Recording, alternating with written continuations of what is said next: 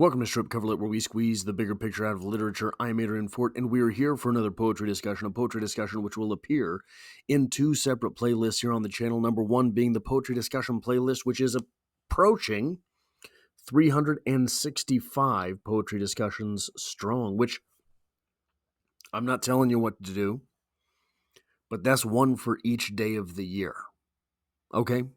The second playlist that this will be a part of is the Pablo Neruda playlist here on the channel.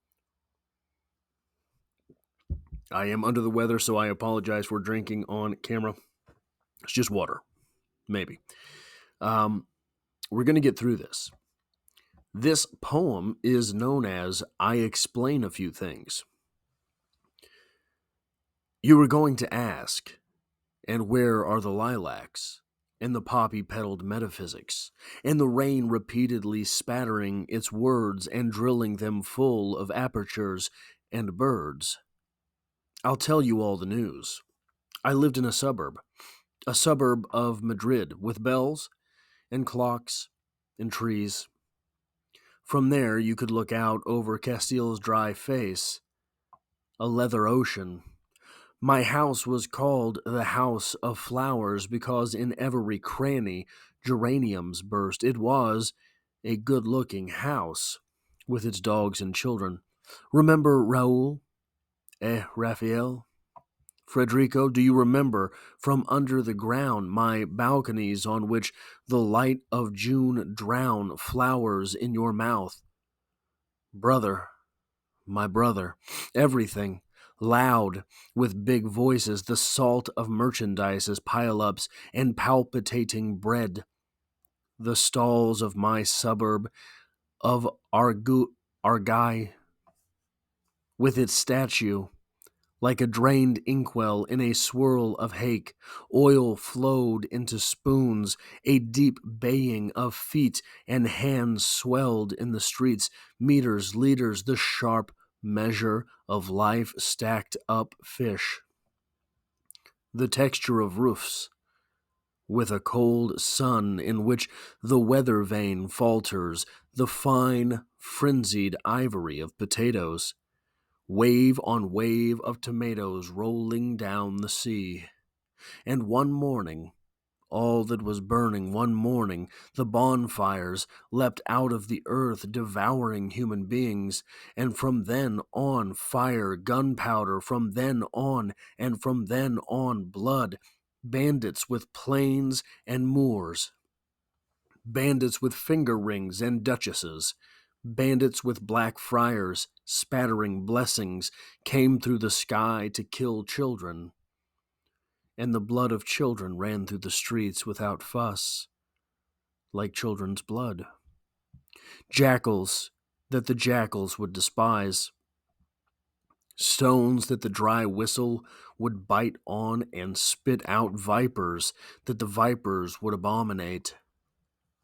Face to face with you, I have seen the blood of Spain tower like a tide, to drown you in one wave of pride and knives.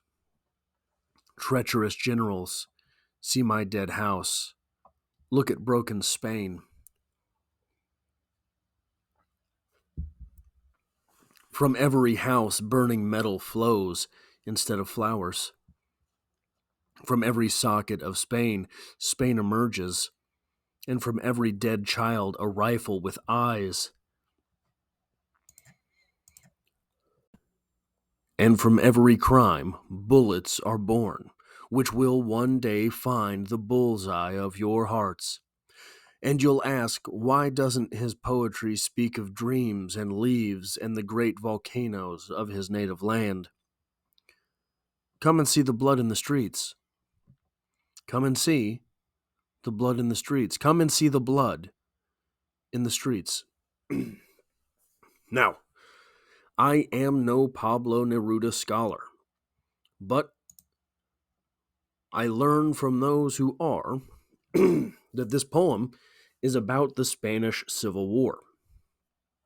Okay, I'll believe you.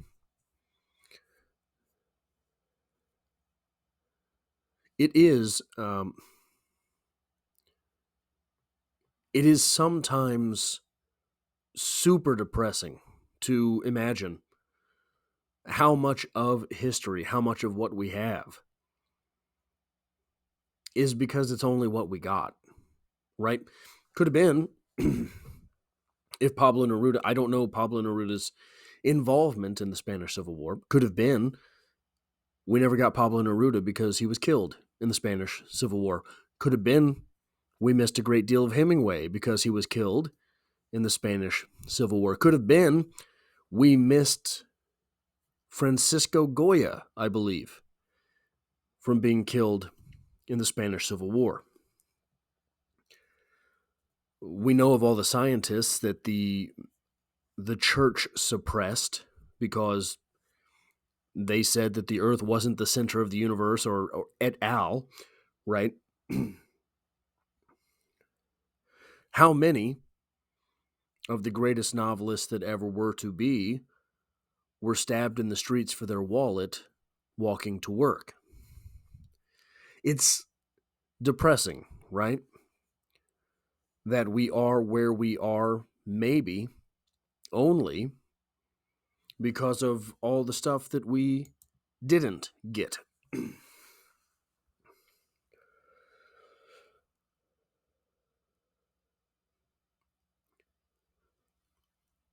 Violence, in all of its forms, is always exclusionary, right? So I have the power. I decide to wield the violence at the expense of all of someone else.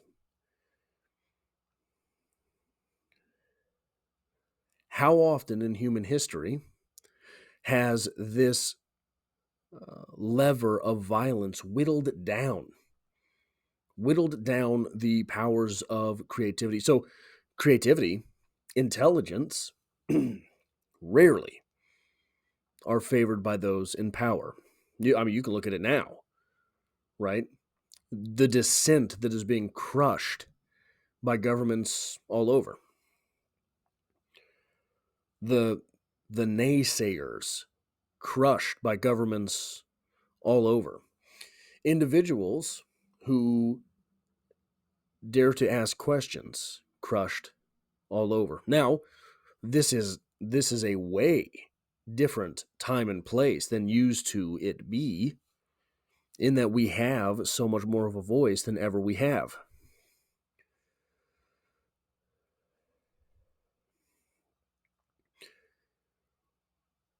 But also, if that's a fair question to ask, how much better stuff, how much more literature, how many more scientific breakthroughs, et cetera, we could have had?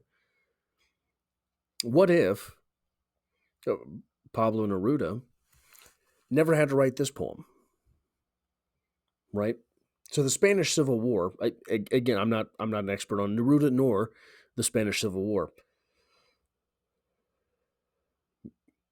Goya has a pretty nasty painting about things that he saw during the Spanish Civil War. What if Goya never had to make that painting? What if Pablo Neruda never had to write this poem? What other poem could Pablo Neruda have written? What other painting could Goya have made? Goya had some out there stuff. So it's always the poems like this. Now you can say that this is political. Again, I don't see it as such. It is not preaching a side of things. It is setting out the vision as it was. Neruda, I believe, after these events, became a lifelong communist. I am not a communist. I want nothing to do with communism. I can still see the art in this poem. This poem does not, to me, express you'd better be a collectivist, right? So I do not believe that this poem is propaganda, right? This is still up to interpretation by the reader. But that's what I have for this poem. I will explain to you. I explain a few things. I will explain to you a few things. I explain a few things by Neruda.